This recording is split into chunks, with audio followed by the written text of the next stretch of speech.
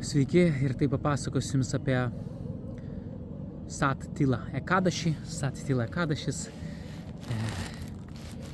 Taip gavosi, kad esu parikramui pakeliui Govardhano sutemo ir vieną kartą Narada Munis, reiškia, tai jisai atstovauja šios visatos, tai jis yra baktas atsidavęs, toks labai ypatingas atsidavęs, jisai turi visas mistinės galės, viską, jam nėra nieko neįmanoma, jisai keliauja per visus 3 pasaulius ir jisai tai šlovina Krišną, reiškia, šlovina, turi vyną tokią ir jisai dainuoja ir šlovina Krišną, tai toks atsidavęs Krišnos tyras ir jisai gali priimti bet kokią formą, jisai gali keliauti bet kur nori, pilnai yra įsivadavusi siela ir jo palaiminimai yra labai galingi, ta prasme, jis ten gali bet ką. Tai vat, daug labai istorijų yra, reiškia, apie jį Narada Muni. Bet va, Narada Munis jisai sutiko Krišną ir paklausė, ir jisai paklausė, papasako man apie šitą Ekadašį. Būtent, ir jisai išvardė labai įdomų dalyką, kad šitie 2 mėnesiai yra pirmi mėnesiai, reiškia, sausis, vasaris, kad tai yra tamsieji mėnesiai, kur pas žmoniją pasireiškia geismas, pyktis, pavydas, godumas, barniai, nesutarimai. Labai įdomiai, jisai išreiškia, kad šitie, čia skaitosi kaip tokie tamsus 2 mėnesiai, reiškia, pirmieji po žiemos, kaip ir žiemos pirmieji, čia pagal vedinę tą tradiciją, tai reiškia, aš dabar neatsimenu, yra iki tam tikros nakšatros, kažkaip tai eina. Tai reiškia, būtent tie 2 mėnesiai, bet taip apytikriai gaunasi, ar ne, tie 2 mėnesiai, sausis, vasaris, skaitosi, kad jie yra pilni geismo, pykčio, pavydo, priešiškumo, nesantarbės, kažkokios toks įtamptas, tai faktiškai tame momente gali vykti visokių tai barnių, nesutarimų, tai būkite atsargus, geriau tą laiką skirti, reiškia, Dievui, dvasiams dalykams ir truputėlį galbūt mažiau komunikuoti su kitais žmonėmis, ypatingai jeigu jau jaučiat kažkokios tai įtampos, venkit, nes tai yra labai tokia, tai skaitosi tamsieji mėnesis ir reiškia, vasaris, dabar faktiškai, kai kovas prasidės, panašiai galėsit jau išeiti dienos šviesą ir biški taip geriau pasijausti ir, kaip sakant, ta komunikacija su kitais bus irgi malonesnė, nes tie 2 mėnesiai, pirmieji sausis, vasaris, gali prisidaryti daug problemų, reiškia, kuo daugiau bendrausi, tuo daugiau bus problemų. Taigi, ir tada Narada Munis, jisai paprašė Krišnos papasakok, sako, tu man apie šito Ekadašio šlovę, apie jo reikšmę. Ir tada Krišna jisai papasakojo, jisai sako, ir tada Narada Muni, Krišna jisai pasakė, kad aš tau papasakosiu vieną istoriją, kurią pats realiai išgyvenau. Ir ta istorija jinai skambėjo taip, kad jisai pradėjo pasakot, kad viena moteriškė gyveno, sena moteriškė, ir jinai buvo brahmanė, tai reiškia brahmanė, šventiko kaip ir žmona, ar ne, ir gimus šventikų šeimoje, ir jinai buvo vadinama, tai buvo brahmanė, ir jinai sako, visą gyvenimą laikėsi Ekadašių labai įnirtingai rūšių ir ypatingai tų, kur aš būtent, Krišna sako, kur būtent Janardana, ar ne, būtent Krišna, ir jisai sako, būtent kur ypatingai, kur aš, jeigu Džanmaštamis, mano ten apsireiškimo įvairiausias dienos, ten mano inkarnacija apsireiškimas, mano Vamana Devos tenais, ar ten ir kitų Nrisimha Devos apsireiškimo dienom ypatingai jinai laikydavosi, reiškia, pasnikaudavo ir laikydavosi visų Ekadašių, atlikdavo askezes, jinai badaudavo, naktim nemiegodavo, būtent Ekadašio naktim, melsdavosi visą dieną ir jinai labai griežtai laikėsi Ekadašių. Ir tokiu būdu, jinai sako, jinai užsitarnavo labai daug dorybės tokios didžiulės savyje ir atėjo senatvė ir jinai nusilpo labai. Ir tada, kai nusilpo, jinai bet kuriuo atveju buvo pradėjo sunku melsis, bet jinai vis tiek savo tą tarnystę atlikdavo. Ir jinai pastebėjo vieną dalyką, ta prasme, Krišna jisai pastebėjo vieną dalyką, kad jinai tarsi vieną tokią klaidą darė, jisai negalėjo suprasti dėl ko, kad jinai aukodavo ir brahmanams aukodavo, bet ką aukodavo, grūdus aukodavo kažkokias tai, aukodavo daug dalykų, bet neaukodavo kažkaip tiesiogiai neaukodavo maisto. Bet, reiškia, aukodavo kitus dalykus, melsdavosi ir buvo labai pamaldi. Ir ypatingai laikydavosi visų pasninkų, Ekadašių ir viskas, kas susiję, labai melsdavosi Dievui. Ypatingai tom dienom. Bet jinai neaukodavo maisto niekada. Ir jisai vieną kartą, Krišna jisai pasako, aš pasiverčiau šivuitų ir atėjau pas ją su kamandalu, reiškia su reiškia, apsirengęs kaip šyvutės pilnai ir paprašiau jos išmaldų su savo kamandalu, su tokiu indėliu, ar ne? Norėjau pažiūrėti, kaip jinai, kas bus. Ir jinai sako, tada paklausė manęs, ko tu atėjai, tu man pasakyk iš tikrųjų, ko tu atėjai pas mane. Ir tada jisai pasakė, o aš atėjau paprašyti išmaldos, man reikia, šalkanas. Ir jinai sako, paėmė, molio gabalą, paėmė nuo žemės molio ir sviedė į kamandalą, jam į kamandalą. Ir tiesiog tas molis į kamandalą. Ir tada Krišna, jisai nežinodamas, tiesiog sutrikęs truputėlį, jos tokio šiurkščiu elgesiu, jis apsisuko ir grįžo atgal į savo dvasinę buveinę. Tokiu būdu į Vaikunkas. Ir tokiu būdu ta moteriškė toliau, jisai buvo nustebęs, jis nežino nei ką daryti, tiesiog tokia situacija. Ir jisai sako, aš buvau labai nustebęs ir nežinau net kaip reaguoti tokią jos situaciją, bet grįžau namo į savo Vaikunkas. Va. Ir toliau Krišna pasakojo, kad šita moteriškė atliko tokias rūgščias askezes, kad jinai netgi būdama šitame fizinėme kūne, dar nespėjus gauti, palikus kūną įsivadavimą, jau jinai pasiekė Vaikunkas, netgi šitame kūne būdama. Tiek jos askezės ir tiek buvo stiprios, tiek jinai įsivalino nuo visko, kad jinai tiesiog pasiekė Vaikunkas, dar būdama šitame kūne. Ir tada, kai jinai pasiekė Vaikunkos lygį, tada Krišna paėmė tą molį, reiškia, kuris sviedė ją jinai. Ir tada jį metė ir, reiškia, sukūrė labai gražų namą, išoriškai tiesiog atrodantį labai įspūdingą dangišką namą. Ir tada ta moteriškė, reiškia, jinai jai padovanojo tą namą. Ir jinai, kai ėjo į šitą namą, tada pamatė, kad jis nieko nėra iš viso, nei baldų nėra, visas tuščias šitas namas. Ir nei su maistu susijusių dalykų, nieko, tiesiog tuščias plynas. Ir tada jinai tokia piktoka kreipėsi, aš čia tokia sena viskas, ir tu man davei namą be nieko, ką man dabar su juo daryti, nieko čia jame, jis tuščiatėlis, iš išorės kuo gražiausias visas, tiesiog deimantais, safyrais, reiškia, visas inkrustuotas. Tiesiog brangakmeniais, kuporas, reiškia, iš aukso, atrodo tiesiog kaip dangiškas visiškas namas, bet jisai vidus jos visiškai plynas ir tuščias kaip molis, kaip molių išdrėbtas vidus. Nors išorė atrodė labai įspūdingai. Ir tada jinai kreipėsi Krišną, jie taip piktai, ką man daryti, ką tu čia man dovanoji tokio.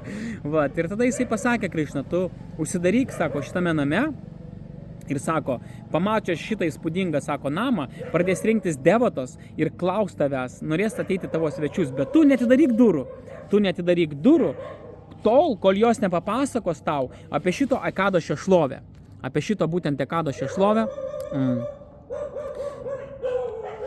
kuris vadinasi Sat Tila. Ta prasme, Ekadošio šlovę, kol tau nepapasakos ir kaip jo laikytis, tu tol durų neatidaryk. Taip jinai ir padarė, ten pradėjo rinktis, reiškia, visos devotos, ten žmonos labai gražiausios, puikiausios ir galvojo, kas čia per princesę apsigyveno tokiam name, toks namas atsirado, galvojo, kaip jinai, kas čia per asmenybę tokiam name gyvena ir žino, kad tai yra moteris, bet nežino nieko daugiau. Ir tokiu būdu jinai paklausė, netidarydama durus, ta moteriškė, sako, papasakokit man apie Ekadošį, reiškia, o jos nežinojo iš tikrųjų, tada jos sužinojo, kas tai per Ekadošis ir jos tada, reiškia, sugrįžo ir papasakojo apie to Sat Tila Ekadošis, ar ne? Ir papasakojo apie to Ekadošio šlovę, apie šitą Ekadošį, kaip jo laikytis. Ir tada, kai jinai išgirdo, tada jinai atidarė tas duris. Kai jinai atidarė duris, jos buvo nustebusios, jos galvojo, kad čia bus gal koks pusdievis, gal koks devotas, ten kažkas, tai bent kažkoks, galbūt demonė kokia nors. Bet ne, jinai pamatė, kad tai yra paprastas žmogeliukas, tiesiog paprasta moteris sena šitokiam name. Ir jinai, jos buvo nustebusios, kaip čia, jos tikėjosi tik bent kokią galingą demonę, ar ten kokią princesę, ar ten kokį tai devotą kokią nors moterį, bet jinai sutiko, tiesiog pamatė paprastą žmogų. O, ir jos taip, tiesiog jos atsisveikino ir išėjo. Ir tada, reiškia, jinai kreipėsi į Krišną, sako, aš jau atlikau viską, man papasakojo, tai gerai, sako, to papasakojo, o dabar, sako, laikykis šito Ekadošio ir pasižiūrėsim, kas bus.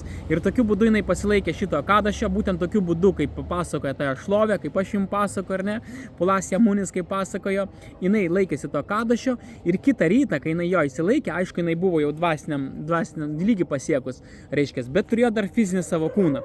Ir kitą rytą, kai jinai nutraukė tą Ekadošį, suvalgė grūdų, tada, reiškia, visas jos kūnas transcendentavo į dvasinį, labai gražų kūną, reiškia, Vaikunką, dievišką kūną. Buvo reiškia, dievišką kūną gavo, tiesiog labai gražios moters kūną, tiesiog ne akinamo grožio, ir toliau jos visas namas vidus virto tiesiog labai gražu viskas, reiškia, tas molis, kaip buvo išdrėtas, tapo tiesiog briliantai, auksas, safyrai, ir reiškia, visas buvo tiesiog nuostabiai atrodė viskas vidui, kaip tikras dangiškas, reiškia, namas, ne tiek išoriai, bet ir vidui. Tai tokiu būdu Krišna jis papasakoja apie šlovę šito Tila Ekadašio. Tai vat, reiškia, tokia šlovė, ir tas Ekadašis būtent to yra ypatingas, kad jisai apvalo nuo nuodėmių ir vat, pakilėja sielą, reiškia, iki dvasinio lygio. Tai va, tokia šlovė mūsų Ekadašio, reiškia, šito sekančio.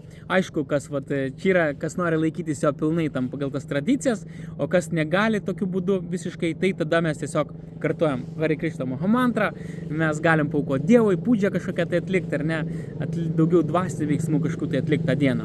Bet galbūt gyvenime, bus ir kitais metais tas pats, galėsite gyventi tokią Ekadašį.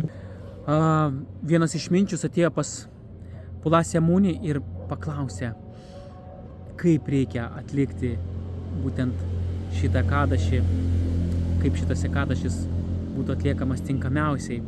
Ir tada jisai papasakojo, šitam išminčiui Pulasya Munis papasakojo, kaip reikia laikyti šio Ekadašio. Tai iš esmės tai yra susijęs su sezamu, daugelį atvejų su sezamais, ir aš tai papasakosiu viską įdėmiau. Šitas Ekadašis laikomasis kaip ir visi kiti Ekadašiai, atsikelnam anksti ryte, reiškia, išsimaudoma ir atliekamos maldos, reiškia, būtent šitą Ekadašį daugiau yra skirdamos maldos Janardana dievybei, tai yra Krišna, kuris išvaduoja visas gyvas būtybes, išlaisvina, išvaduoja, ir įsimaudžius reikia melstis, tiesiog daugiau melstis. Pirmas dalykas, tai melstis šią dieną, laikytis Ekadašio kaip įprasta, tai galima gerti vandenį ir pasnikauti visą dieną pasnikauti. Jeigu mes norim laikytis jo pilnai ir ne taip kaip reikia, visą dieną pasnikauti, visą naktį nemiegoti, budrauti, ir kitą rytą, kai reikia nutraukti Ekadašį, užvalgyti grūdų. Tada gautųsi pilnas Ekadašio laikymasis taip įprastai, ar ne? Bet per šitą būtent Ekadašį, Tila Ekadašį, būtent yra nurodoma būtent, kad reikia suvalgyti netgi, arba galima suvalgyti sezamo, būtent baltųjų sezamų sėklų. Toks įdomus dalykas, Pulasya Munis jisai pasako, kaip jį atlikti, ir tai yra susiję netgi su sezamais daugelį atvejų. Ir toliau, reiškia, dienos bėgyje, aišku, atliekant maldas, meldžiantis Dievui, reiškia, ypatingai Janardanai, arba tiesiog Krišnai, galima Janardanai arba Krišnai melstis. Dienos bėgyje padaryti pūdžią būtent dievybei, Krišnų dievybei, Krišnai padaryti pūdžią, ugnelę pasiūlyti, smilkalų pasiūlyti, tada reiškia pagaminti, ir ten buvo toks momentas dar, kad su sezamu, ta diena yra susijus, būtent šitas Ekadašis su sezamo, taip pat pasiūlyti sezamo aliejaus, taip pat čandanu patepti pėdas.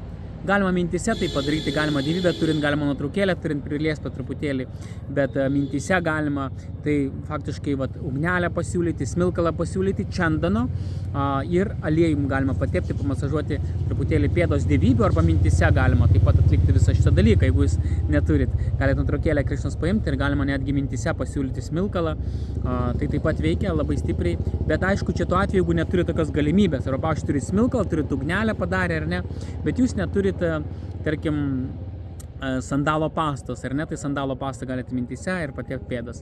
Tada, jeigu jūs sezamo aliejaus, ar ne, neturit tinkamo, tada galima, reiškia, ir mintise su sezamo tiesiog pėdas pamasažuoti. Mintise galima pasiūlyti taip pat gėlytę, ir tada pagaminti maisto.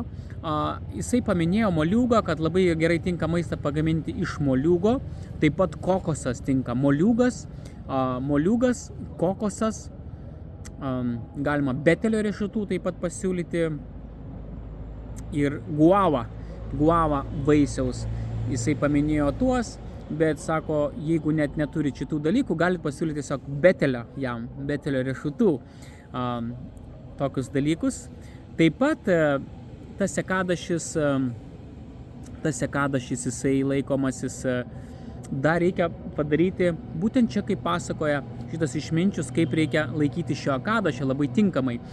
Ir tada padaryti, reiškia, karvės reikia paimti, kai karvė jinai savo tos blynus tėškėsi, ar ne, kol jie dar nespėjo nukrist nuo žemės, jos pagauti, ar ne, pagauti, ir būtent jį sumaišyti su sezamo aliejum, būtent tą blyną pagauti, įsivaizduoju, čia Indijai tai yra įprasta kažkaip tai toks dalykas, bet pas mus, aišku, galbūt neįprasta, bet jis aukojamosi naudoja ir skaitosi, kad pašventas, ypatingai girtų karvių, tokių, kurios turi kurpelę, tai jos yra labai ypatingosios karvės, skaitosi jinai apvalo visa, tai faktiškai, kai jinai daro tos blynus, galima pagauti jį pusiaukeliai, ar ne, sumaišyti su aliejum sezamo ir tada juos įsukti tokį medvilninį, į medvilnę įsukti ir padaryti tokius rituliukus. Ir sako, kad reikia padaryti 108 tokius rituliukus ir tada juos aukojimo metu būtent užkurt laužą, iškviest Agni Dievą ir tada, reiškia, jos paaukot kartojant būtent Krišnos Višnu įvairiausius vardus. Ten Šri Višnavėj Namaha, Šri Janardanaja Namaha, Šri Krišnaja Namaha, Šri Madhavaya Namaha, Šri Govindaya Namaha, Šri Narayana Namaha, Šri Kešavaya Namaha, Šri Madhusunaya Namaha, Šri Trivikramaya Namaha, Šri Vamanaya Namaha, Šri Hrishikeshaya Namaha, Šri Padmanabhaya Namaha, Šri Damodaraya Namaha, Šri Vasudevaya Namaha, Šri Nrisimhadevaya Namaha. Tai Dievas turi labai daug vardų ir būtent kiekvienam, taip, kur Šri Kešavaya Namaha meta ir Šri Kešavaya Namaha ir mesti į ugnį, reiškia, tą tokį padarytą iš karvės mišliuko, reiškia, į karvės mišliuko dar yra maišytas sezamo aliejus ir jisai yra įsuktas į tokį kaip rituliukas, ar ne, toks padarytas, tokius rituliukus 108 padaryti, ir įsuktas į medvilnę. Ir tada tokiu būdu, metant į tą laužą į ugnelę, būtent kartot Krišnos vardus, Krišnos Višnu vardus arba jo inkarnacijų vardus, būtent Hari vardus, sako, kartot Hari, tai reiškia, jeigu jūs girdi Hari vardai, tai yra, reiškia, Hari, tai yra Dievo vardai, gali būti bet koks Dievo vardas. Tai 108 rituliukus ir kiekvieną kartą kartuojat Dievo vardą, galite Hari Namaha, Krišna Namaha, Rama Namaha. Tai galima kartot, galima tie patys kartot, jeigu nežinot kitų vardų, galima kartot Krišna, Šri Krišnaya Namaha, Svaha, Šri Krišnaya Namaha, Svaha, Šri Krišnaya Svaha, Šri Krišnaya Svaha, Šri Radharani Svaha, ten kažkaip taip, Šri Rama Svaha, arba Hari Krishna Mahamantra galima kartot. Hari Svaha, Krishna Svaha ir mes. Nu tai žodžiu taip pat, ir bus labai ir nuotaikinga, ir smagu, ir pašlovinsi Dievą, ir paaukoti. O tai yra toksai ritualiukas, reiškia, padaryti tą paaukojimą. Ir tada yra dar 6 dalykai, kuriuos daryti. Sako, reikia įsimaudyti, reikia sezamo sumalti arba tiesiog sezamo saują įmesti vandenį, ar ne, ir būtent su to vandeniu įsimaudyti. Tada, reiškia, sezamo yra pasta, įsitrinčyta pasta sezamo. Tada ten yra sakoma, kad reikia valgyti būtent sezamą. Tada, reiškia, įsitepti sezamo aliejum. Tada, reiškia, dovanoti sezamą kitiems ir priimti dovanas kaip sezamą. Tai gaunas yra sezamo, ten 3 rūšys, actually, yra juodas sezamas, tai juodas sezamas yra labiau tinkamas aukojimus atlikti, aukojimo ritualus, o baltas sezamas tai yra valgymui į vidų, o juodas jis tinka kaip ir aliejui, išoriai arba aukojimus atlikti, ir dar yra rudas. Tai rudas jis yra toksai, ir tą galima daryti, neutralus toksai. Tai yra 3 rūšių sezamas, taip. Ir šitie visi dalykai atliekami Ekadašio dieną, būtent garbinama Džanardanos dievybė arba tiesiog Krišnos dievybė. Ir, kaip ir sakiau, Krišnai reiškia pasiūlyti ugnelę, smilkalą dienos bėgyje, tada reiškia čandano pastą, tada pasiūlyti galima gėlytę, tada reiškia sezamo aliejum iš sezamo aliejaus, tada gaunasi, kad tos rituliukus padaryti 108, kur sakiau, ir tada pačiam reikia įsimaudyti, kas susijęs su sezamo, išvardinau tos 6 dalykus jums. Tai įsivaizduoti, jeigu taip gaunasi toksai pilnas laikymasis to Ekadašio, ir tada reiškia visą naktį budrauti, šlovinti Dievą šitą dieną, ir tada taip tokiu būdu gaunamas šitas visas šito kadašio rezultatas. O rezultatas yra, kad apvalo nuo visų nuodėmių.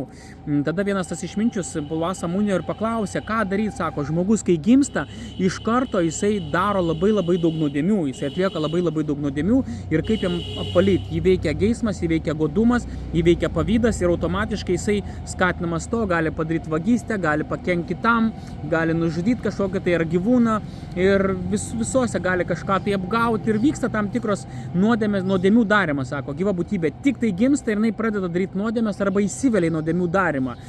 Tai va, ir netgi pakenkia tik kitom gyvom būtybėm, pakenkia gamtai, pakenkia savo ir tokiu būdu net kartais nežinodama pridaro labai daug nuodėmių. Pavyzdžiui, valgo mėsą žmonės ar ne šiais laikais ir jie nežino, kad tai yra didžiulė nuodėmė, nes dėl jų buvo nužudytas šitas gyvūnas. Tai reiškia, buvo pralietas kraujas, sustabdyta kažkieno tai širdis ir buvo nužudyta. Ir jau jie, reiškia, nuodėmės yra padarytos. Ir jisai sako, va, nuodėmės pridaro žmonės tiek daug nuodėmių ir ką reikia daryti, kad jie išsivaduotų. Ir būtent va, tas išminčius jisai paklausė Pulasa Munio ir Pulasa Munio tuo metu jis atsakė, kad, sako, toks klausimas labai yra iškilnus, sako, netgi daugybė pusdievių, sako, šio pasaulio patys didingieji, sako, net šitokio klausimo neužduodavo. Tavo klausimas, sako, tai buvo reiškia, skirtas visai žmonijai. Dėl to šitą istoriją buvo žinoma, kad vat, laikantis būtent šito kadašio, tokiu būdu, badaujant pilnai ir ne, visą naktį budraujant ir pasiūliant Dievo va, tokius dalykus ir su sezamu susijęs.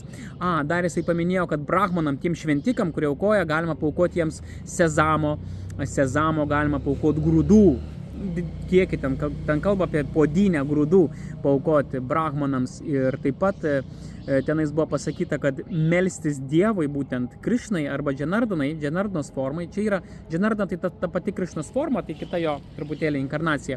Melstis tokiu būdu reikėtų šią dieną už visų sielas, ne už save, bet melstis nesavanaudiškai, prašyti, Krišna išlaisvink šito pasaulio, reiškia visas gyvas būtybės, visus kenčiančius ir dovanok jam amžiną dvasinį gyvenimą. Būtent tokiu būdu reikia melstis maldą siūlyti, ne mes patys norim apsivalyti nuodėmės nesavanaudiškai, bet už visus reikia melstis. Va, ir tokiu būdu tas reikia ekadašis. Čia yra ekadašio toks ritualas, kuris apvalo nuo nuodėmės. Aišku, mes vaišnavai baktai, mes daugiau skiriam mantros kartojimo šitai dienai, mantrą, daugiau Dievui, reiškia, Dievo tarnystėje. Galima daugiau melstis, reiškia, Hare Krishna Mahamantros kartuojam, studijuojam šventraščius, pamokslaut galima Krishno sąmonę kitiems, galima eiti gatvę, galima dainuoti, kažkokiu tai būdu, reiškia, skleist tą Dievo žinią, pačiam kartuot mantras, medituoti ir šventraščius skaityti, dvasiškai pasinardinti. Ir aišku, žinoma, baktai jie taip pat meldžiasi už kitus, ar ne, už kitas ges būtybės, padėk ten, išlaisvink, reiškia, nes tai irgi yra labai svarbu, mūsų malda yra išgirsta Dievas, bet galima už kitus pasimelsti, paprašyti kitiems malonės, kad išlaisvintų, reiškia, ir dovanotų amžiną dvasinį gyvenimą.